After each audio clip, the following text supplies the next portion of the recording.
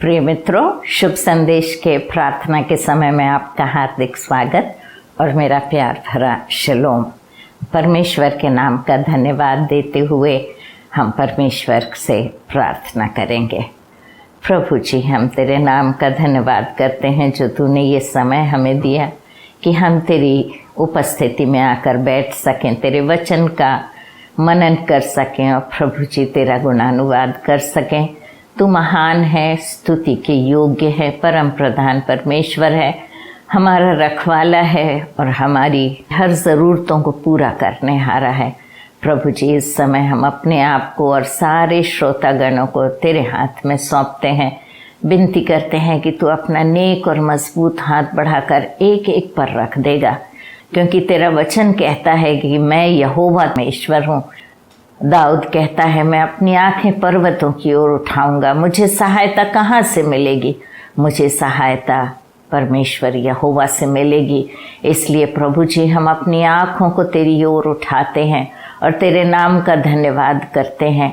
परमेश्वर, हर घुटना प्रभु जी तेरे नाम से झुकता है। परमेश्वर, हम तुझसे विनती करते हैं प्रभु जी, जो आर्थिक समस्या का सामना कर रहे हैं या और कोई भी परेशानी में परमेश्वर बंधे हुए हैं, हम विनती करते हैं कि आप आज हर जंजीर को तोड़ देंगे परमेश्वर, और उन्हें मुक्त करेंगे, आज़ाद करेंगे और अपनी आशीषों से परिपूर्ण करेंगे। प्रभु जी, इस समय हम शैतान की हर शक्ति को बांधते हैं और डांटते हैं और उसे आज्ञा देते हैं कि हम सबको इस समय छोड़कर निकल जाए। और परमेश्वर, कोई भी डिस्टर्बेंस परमेश्वर हमारे बीच में कोई बाधा भी ना आए। हम पूरी तरीके से अपने ध्यान को एकाग्रित करते हुए तेरे वचनों को सुन सकें, समझ सकें, उस पर चलने हारे बन सकें और ना सिर्फ हम आशीष पाएं परंतु दूसरों के लिए भी आशीष का कारण बन सकें। इसलिए प्रभु जी, अपनी बड़ी से बड़ी आशीष हर श्रोतागण पर उंडेल और उन्हें आशीष से परिपूर्ण कर। तेरी देनगी के लिए हम हृदय से तुझे धन्यवाद देते हुए प्रभु यीशु मसीह के नाम से प्रार्थना मांगते हैं। सुन और ग्रहण कर। आमीन, आमीन और आमीन। तो मित्रों, हम परमेश्वर का धन्यवाद देते हैं जो पिछले हफ्ते आपके साथ रहे। हर प्रकार से उन्होंने आपकी मदद और रखवाली की। और यदि फिर भी आप किसी समस्या का सामना कर रहे हैं तो आप दिए गए नंबर्स पर फ़ोन ज़रूर कर लीजिएगा। हमारे प्रेयर वॉरियर्स जो हैं, प्रार्थना की योद्धा, वो आपकी राह देख रहे हैं। आपके साथ वो प्रार्थना करेंगे, आपको सलाह देंगे और वो नित्य आपके लिए प्रार्थना करने में लगे रहते हैं। तो आप ज़रूर उन्हें संपर्क कीजिए और अपने परेशानी उन्हें बेझिझक दे दीजिए, प्रार्थना के निवेदन। और यदि आप हमारा प्रोग्राम YouTube पर देखते हैं तो आपका विशेष रूप से धन्यवाद कि आप ना सिर्फ देखते हैं परंतु लाइक और शेयर भी करते हैं और करेंगे, क्योंकि इसके द्वारा हमको भी प्रोत्साहन मिलता है, दूसरों को भी देखने की इच्छा होती है और फिर वो उसे सुनकर जैसे आप आशीषित होते हैं वो भी आशीषित होते हैं। क्योंकि मित्रों, कई बार हम दूसरों तक परमेश्वर का वचन नहीं पहुंचा सकते, लेकिन इस प्रकार शेयर करके हम दूसरों तक परमेश्वर का वचन फैला सकते हैं और दूसरों के लिए हम एक आशीष का कारण बन सकते हैं। तो आइए आज के वचन में हम जाएंगे और देखेंगे आज परमेश्वर हमें क्या देना चाह रहे हैं।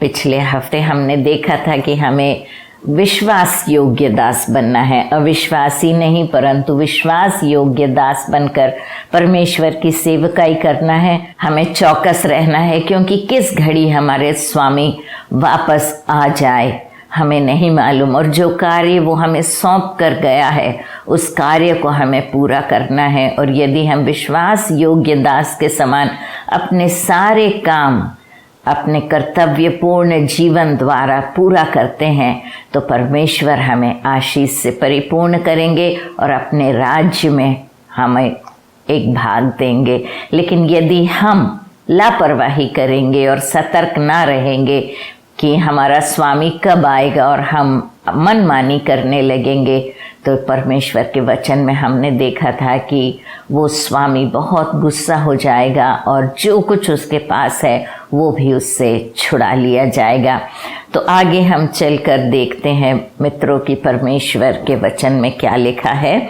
हम लूका रचित सुसमाचार और उसका 12वां अध्याय कर रहे हैं और 49वीं आयत में पढ़ रही हूँ। मैं पृथ्वी पर आग लगाने आया हूँ और क्या चाहता हूँ केवल यह कि अभी सुलग जाती। मुझे तो एक बपतिस्मा लेना है और जब तक वह ना हो ले तब तक मैं कैसी व्यथा में रहूँगा। तो यहाँ प्रभु यीशु मसीह कह रहे हैं कि वो इस दुनिया में आग लगाने के लिए आए हैं। कह रहे मैं पृथ्वी पर आग लगाने आया हूँ। और हम देखते हैं कि यूहन्ना बपतिस्मा देने वाले ने भी वही बात कही थी कि मैं तो पानी से बपतिस्मा दे रहा हूँ, लेकिन मेरे पीछे जो आने वाला है वो ना सिर्फ पानी लेकिन आग और पवित्र आत्मा से बपतिस्मा देगा।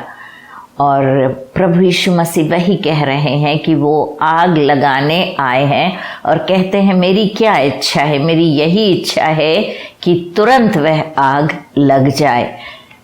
वो आग लगाने का मतलब नष्ट करना नहीं, नष्ट करना एक तरह से है लेकिन बुराई का नष्ट करना। उस आग में बुराई भस्म हो जाए और भलाई उभर के वापस आए। जैसे सोना आग में डाल के ताया जाता है, उस प्रकार की आग के विषय में प्रभु यीशु मसीह बात कर रहे हैं। फिर कहते हैं मुझे एक बपतिस्मा लेना है और जब तक वह ना हो तब तक मैं कैसी व्यथा में रहूँगा। तो प्रभु यीशु मसीह कह रहे हैं उन्हें एक बपतिस्मा लेना है। ये बपतिस्मा वो नहीं है जो पानी में डुबकी लेने से बपतिस्मा लेते हैं। वो बपतिस्मा उन्होंने यूहन्ना से लिया था, लेकिन वो जिस बपतिस्मे की बात कर रहे हैं वो है क्रूस पर चढ़ाए जाना और अपने प्राण न्यौछावर करना। उस बपतिस्मे के बारे में बात कर रहे हैं। हमें याद होगा कि यूहन्ना और उसका भाई याकूब वो दोनों भी जब आए थे, उनकी माँ भी आई उनके साथ और उन्होंने प्रभु यीशु मसीह से पूछा था कि प्रभु होने दे कि जब तू अपने राज्य में आए तो एक बेटा दाहिने ओर और एक बेटा बाईं ओर तेरे बैठे। तब प्रभु यीशु मसीह ने उनसे यही बात कहा था कि क्या तुम उस प्याले को पी सकते हो जिसे मैं पीऊँगा, और जो बपतिस्मा मैं लूँगा वो बपतिस्मा ले सकते हो क्या। तो ये वही बपतिस्मा मतलब अपने प्राण देने की बात कह रहे हैं, क्योंकि बपतिस्मा का मतलब होता है मारा जाना, गाड़ा जाना और फिर जी उठना। तो इस प्रकार से वो बोलते हैं कि मैं बहुत वेदना में हूँ, मैं परेशान हूँ कि कब मैं इस काम को पूरा करूँगा और कब वो आग इस पृथ्वी पर लग जाएगी जहाँ पर लोग परमेश्वर की नज़दीकी में आ सकेंगे। क्या तुम समझते हो कि मैं पृथ्वी पर मिलाप करने आया हूँ? मैं तुमसे कहता हूँ नहीं, वरन अलग कराने आया हूँ। तो प्रभु यीशु मसीह हमसे कह रहे हैं कि तुम क्या सोचते हो कि मैं इसलिए आया कि सारे जन एक हो जाएं? नहीं, मैं इसलिए नहीं आया, मैं अलग करने आया हूँ। मैं भेड़ों को बकरियों से अलग करने आया हूँ, मैं बुराई को भलाई से अलग करने आया हूँ, दूध को दूध और पानी को पानी करने आया हूँ। अभी तक आप लोग मिलावट में जी रहे हो, लेकिन प्रभु की इच्छा है कि भलाई और बुराई को अलग करे और हम भलाई को ग्रहण करें और बुराई से दूर रहें। फिर कहता है क्योंकि अब से एक घर में 5 जन आपस में विरोध रखेंगे, 3 2 से और 2 3 से। तो कह रहा है कि एक ही घर में लोग अलग अलग व्यवहार करेंगे और एक दूसरे के विरुद्ध रहेंगे। और ये इस प्रकार होगा कि यदि कोई इंसान प्रभु को ग्रहण करेगा और प्रभु के रास्ते पर चलेगा तो वो संसार के व्यतिरेक रीति से चलेगा। संसार जैसे जिस रास्ते पे चल रहा है उसकी बिल्कुल उल्टी राह परमेश्वर की होती है।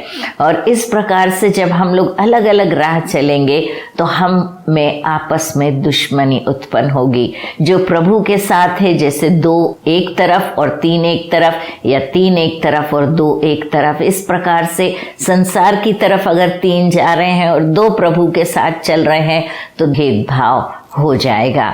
इसके बाद कहते हैं पिता पुत्र से और पुत्र पिता से विरोध करेगा, माँ बेटी से, बेटी माँ से, सास बहू से और बहू सास से विरोध करेगी। तो कह रही कि रिश्ते में, जब परिवार के रिश्तों में दरारें आ जाएंगी, जो प्रभु की ओर जा रहा होगा वो एक तरफ रहेगा और चाहे जो प्रभु के विरोध में जा रहा होगा वो एक तरफ होगा। और परमेश्वर का वचन कहता है चाहे वो इतना नज़दीकी रिश्ता क्यों ना हो, जैसे पिता और पुत्र का, माँ और बेटी का, सास और बहू का, कितना भी नज़दीकी रिश्ता क्यों ना हो, प्रभु की वजह से घरों में फूट जरूर पड़ सकती है, क्योंकि भलाई और बुराई एक साथ मेल नहीं खाती, भलाई बुराई से अलग होती है। उसने भीड़ से भी कहा, जब तुम बादल को पश्चिम से उठते देखते हो तो तुरंत कहते हो कि वर्षा होगी, और ऐसा ही होता है। तो हम वेदर फोरकास्ट कहते हैं, या मौसम का हाल पहले से ही बता देना, मौसम के हाल को भांपना, वो बात प्रभु कह रहे हैं कि तुमको आता है, वो मौसम को भांपना तुमको आता है। इसके पहले की बारिश हो, जब तुम देखते हो कि पश्चिम की ओर से बादल आ रहे हैं तो तुम कहते हो कि पश्चिम की ओर से बादल आ रहे हैं, तो ये जरूर बारिश लेकर अपने साथ आएंगे।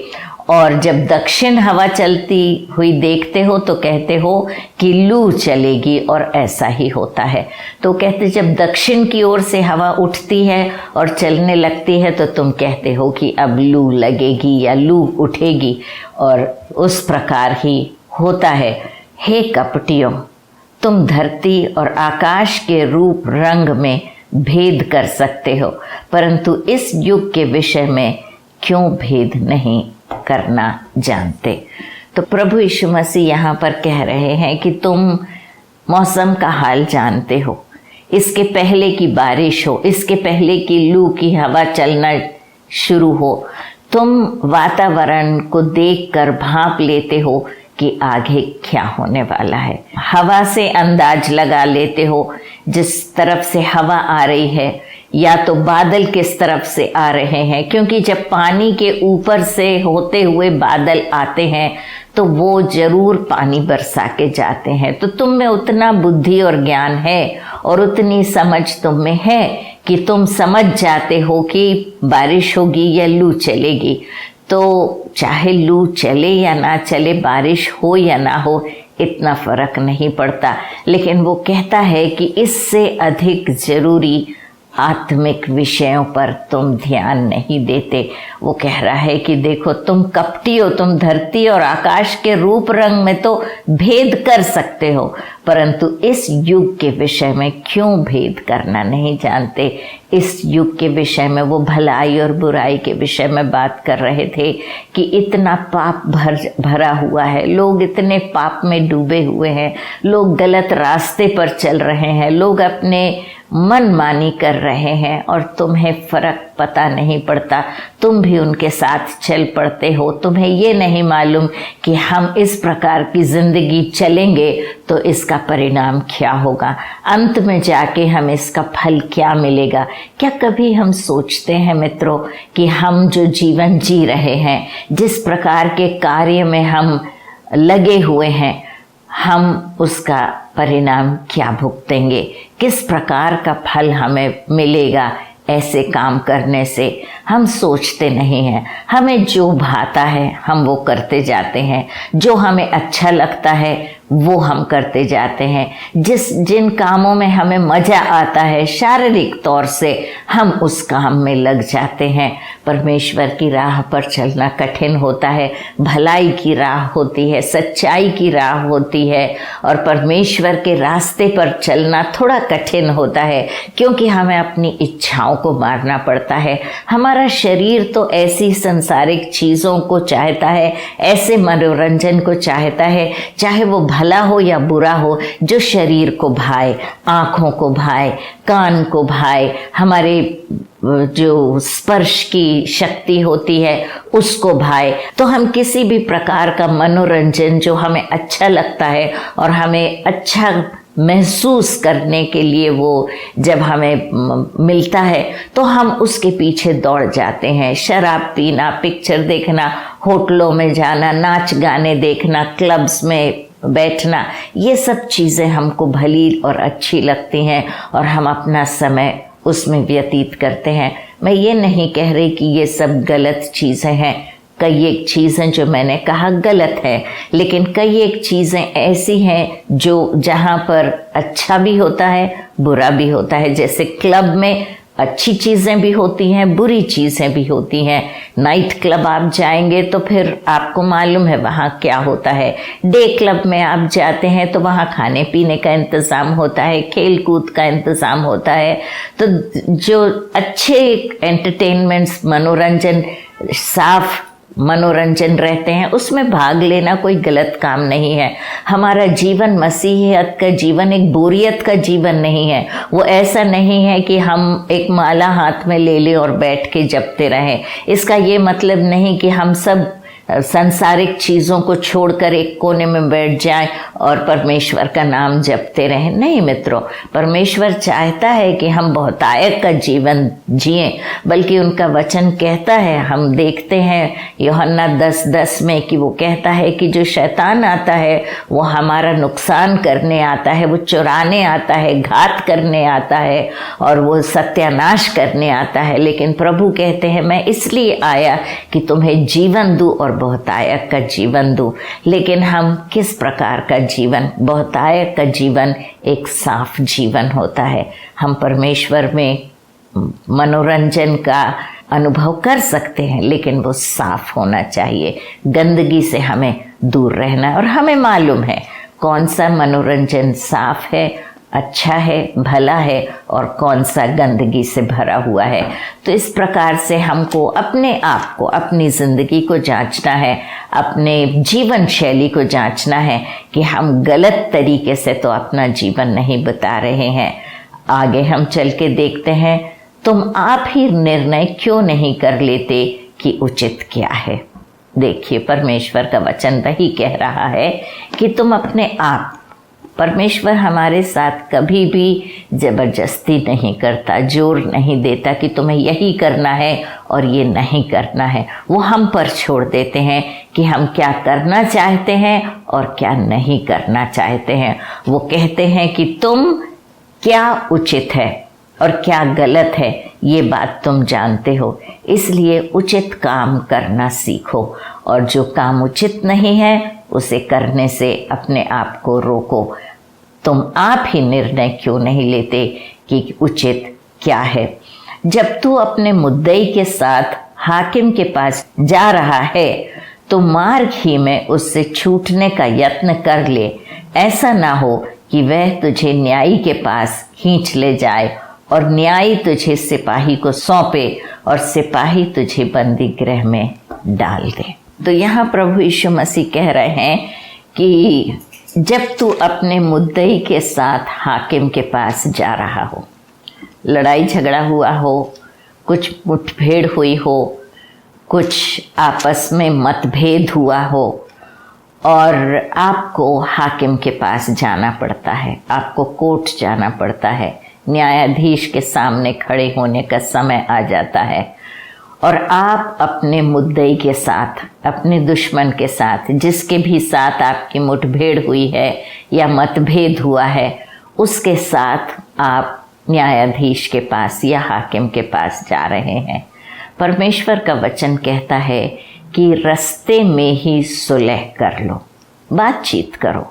अगर आप गलत हैं तो अपनी गलती मान लो और उससे बातचीत करो और कहो कि भैया न्यायाधीश के पास तक हम क्यों जाए, हाकिम के पास तक हम क्यों जाएं, क्यों ना हम आपस में ही बातचीत करके समझौता कर लें। ठीक है, तुम्हें क्या उचित लगता है, मुझे क्या उचित लगता है, हम बैठ के बातचीत करेंगे, देखेंगे कि कौन गलत में है और हम अपनी गलती सुधारने की कोशिश करेंगे।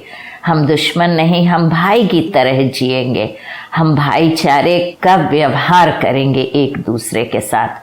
और जब आप अपने मुद्दई के साथ, अपने साथी जिसके साथ आप हाकिम के पास जा रहे हैं, उससे नम्रता से बातचीत करेंगे, प्यार से बातचीत करेंगे, और जब आप दोनों बैठ के बातचीत करेंगे तो कोई ना कोई हल हर समस्या का निकल आएगा।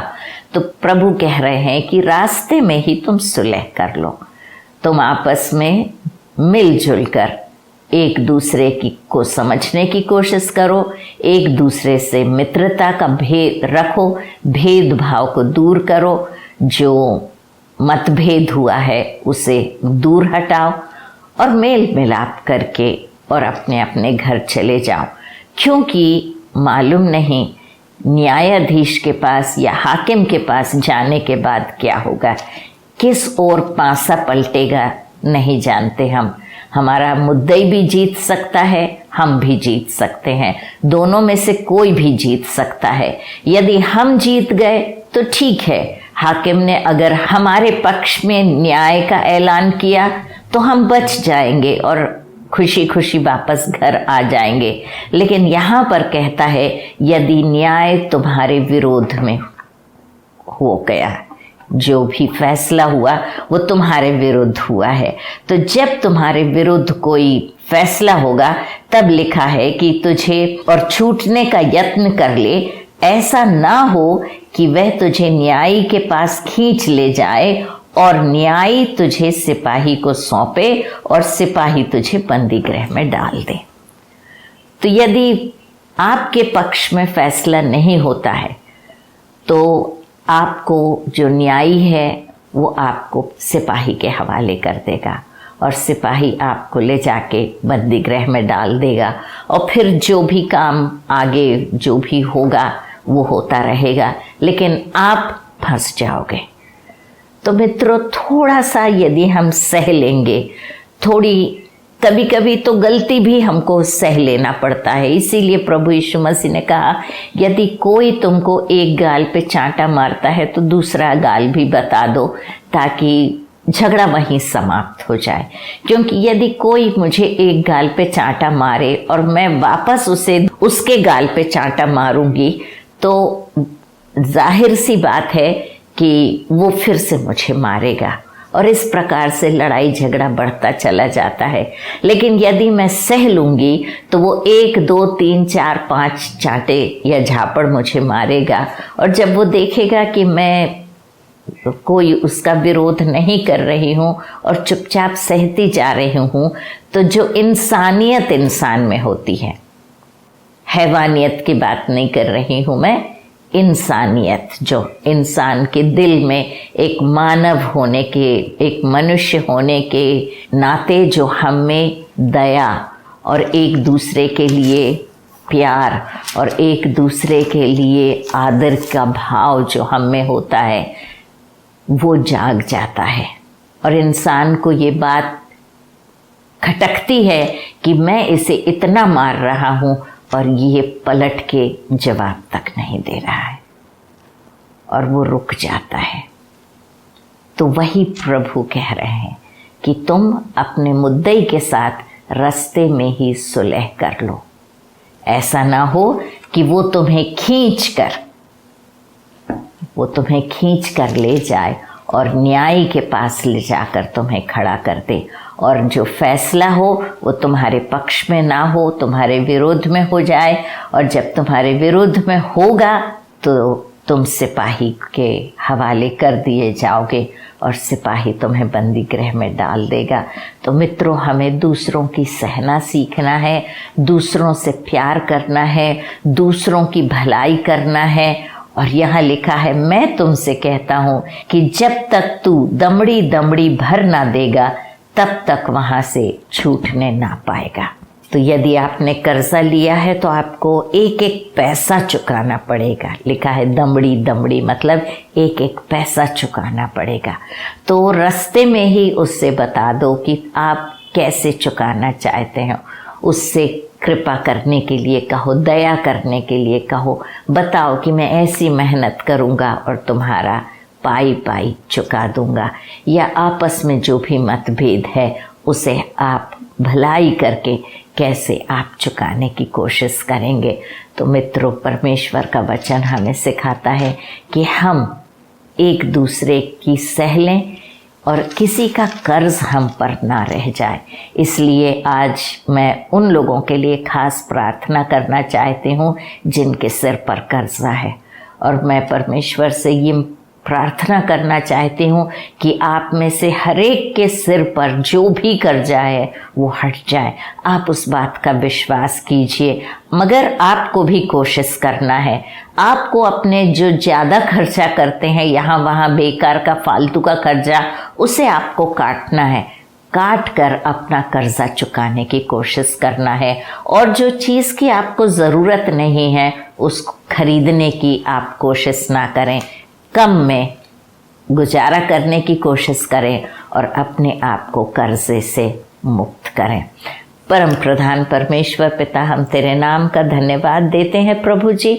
हम आज के पाठ के लिए धन्यवाद देते हैं, विनती करते हैं प्रभु जी कि आप हमारी मदद करेंगे। आपका वचन जैसे कहता है कि आप इस दुनिया में आग लगाने आए, इसलिए नहीं कि सारी दुनिया भस्म हो जाए, परंतु इसलिए कि बुराई का नाश हो और भलाई की जीत हो।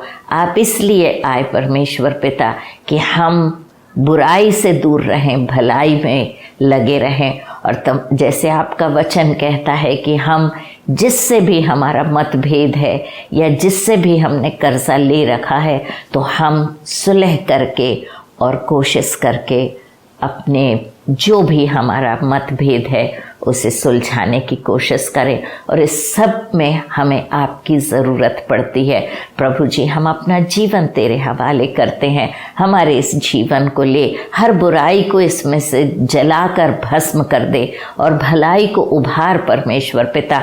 हमें शक्ति दे कि हम फिजूल खर्ची से दूर रहें और हम कर्जे से भी दूर रहें। और जो कुछ कर्जा एक एक के सिर पे है, प्रभु यीशु मसीह के नाम से हम दुआ मांगते हैं प्रभु जी कि जो जो कर्जे में डूबा हुआ है हर एक को तू छुड़ौती देगा परमेश्वर। बुद्धि और ज्ञान दे कि बुद्धिमानी से वो खर्चा करें, बुद्धिमानी से अपना बजट सेट करें और परमेश्वर पिता सही रूप से खर्चा करते हुए अपने सारे कर्ज से मुक्ति पाए। परमेश्वर जो तकलीफ में है उनके लिए प्रार्थना करते हैं, हर एक को मुक्ति और छुटकारा दे। आशीषों के लिए हृदय से धन्यवाद देते हुए प्रभु यीशु मसीह के नाम से प्रार्थना मांगते हैं, सुन और ग्रहण कर। आमीन, आमीन और आमीन। परमेश्वर आपको आशीष दे मित्रों।